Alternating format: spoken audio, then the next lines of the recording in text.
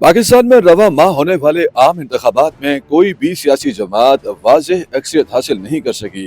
सियासी जोड़ तोड़ और मज़ाकरात के कई अदवार के बाद अब पाकिस्तान पीपल्स पार्टी और पाकिस्तान मुस्लिम लीग नून में मखलूत हुकूमत बनाने पर इत्तफाक हो गया है।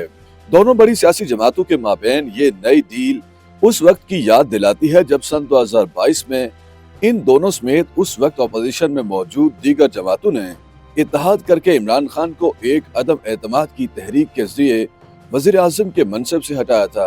ताहम अब सवाल यह है कि इस ताज़ा पेशरफ्त के बाद आने वाले वक्तों में पाकिस्तान की सियासत और हुकूमत में कौन लोग अहम किरदार अदा करेंगे। मुबसरीन के मुताबिक शरीफ खानदान उन दो खानदानों में से एक है जो कई दहाइयों तक पाकिस्तान में इक़्तिदार में रहा है। 8 फरवरी को होने वाले इलेक्शन के नताइज से कबल ये ख्याल भी किया जा रहा था कि उनको मिलिट्री एस्टेब्लिशमेंट की हमायत हासिल है और इस वजह से उनकी सियासी जमात यानी मुस्लिम लीग नून ही आम इंतखाबात में फातेह होगी। लेकिन वाज़ेह अक्सरियत न मिलने की वजह से अब नून लीग पीपीपी के साथ की गई डील के तहत एक सियासी इश्तराक और मखलूत हुकूमत का हिस्सा होगी। इस मुआहिदे के तहत नून लीग के शहबाज शरीफ को एक बार फिर वजीर आजम के मनसब के लिए नामजद किया गया है और उन्हें अपनी जमात के अलावा पीपीपी की भी हमायत हासिल होगी। ताहम इलेक्शन से कबल ये ख्याल किया जा रहा था कि शहबाज शरीफ नहीं बल्कि उनके बड़े भाई नवाज शरीफ इस अहम मनसब के लिए नून लीग का इंतखाब होंगे। नवाज शरीफ जो इलेक्शन से कुछ अर्सा पहले ही खुद साख्ता जिला वतनी के बाद लंदन से पाकिस्तान लौटे थे, 3 बार पाकिस्तान के वजीर आजम रह चुके हैं। उनकी वतन वापसी को उनके मिलिट्री एस्टेब्लिशमेंट के साथ ताल्लुकात बेहतर होने की अलामत के तौर पर भी देखा जा रहा था।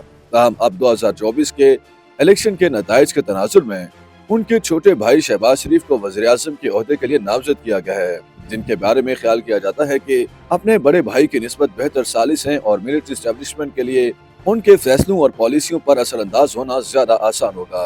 लेकिन साथ ही तजज़ियाकारों का ये भी मानना है कि अगर शहबाज शरीफ वजीर आजम बन गए तब भी हकीकी ताकत और इख्तियार नवाज शरीफ के हाथ में ही होगी।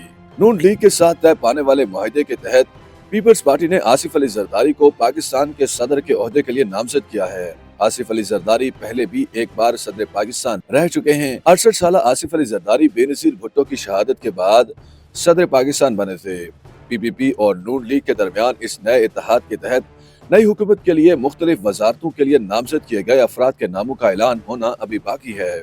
जेल में कैद इमरान खान इस बार इलेक्शन नहीं लड़ सके और उनकी जमात पाकिस्तान तहरीक इंसाफ को न सिर्फ इंतखाबी मुहिम चलाने से रोका गया बल्कि उनकी पार्टी के लीडरान को कानूनी कार्रवाइयों का सामना भी रहा और पीटीआई को उसके इंतखाबी निशान बल्ले से भी महरूम कर दिया गया।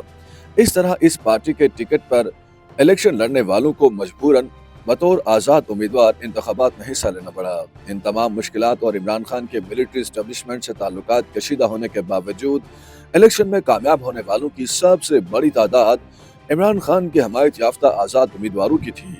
ताहम ये तादाद हुकूमत बनाने के लिए नाकाफी है।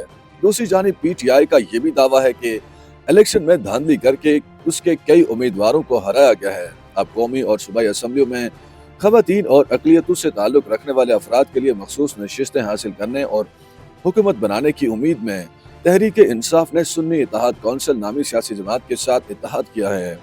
अगर election commission of Pakistan PTI से मुंसलिक आज़ाद उम्मीदवारों की सुन्नी इत्तेहाद कौंसिल में शमूलियत की मंजूरी दे देता है तो उनकी जानिब से उमर अयूब को वज़ीर आज़म के मनसब के लिए नामजद किया जाएगा।